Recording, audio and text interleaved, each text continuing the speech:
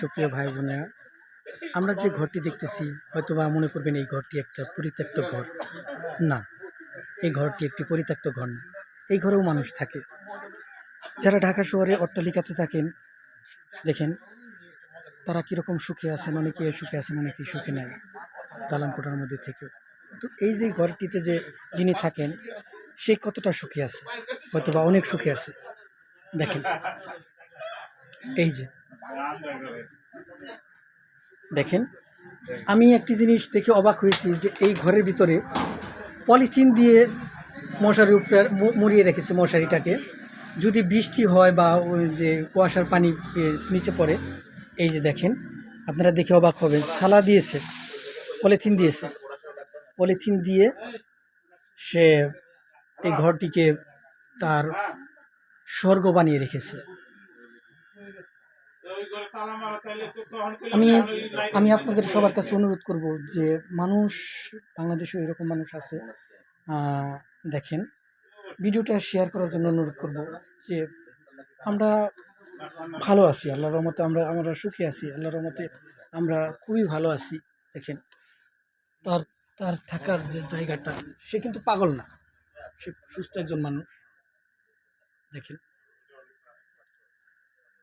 তার ঘরে একটি ফ্যানও আছে।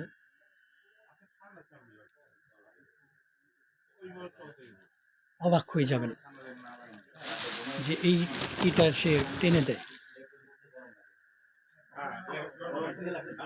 দেখেন দরজাটা দেখেন, এই হচ্ছে দরজা, এই হচ্ছে তার দরজা। এটি ফরিদপুর উপজেলায় অবস্থিত ঘরটি।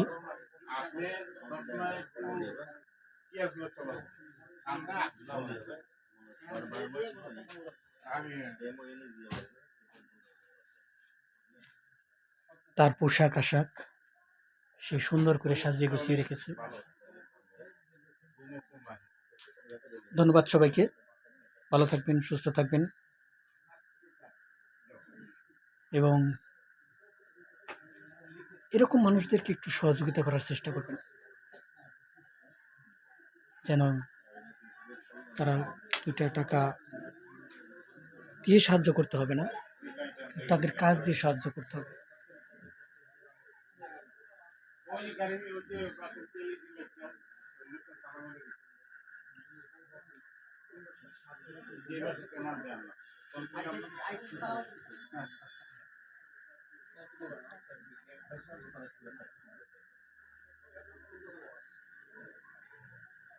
নেই দরজা,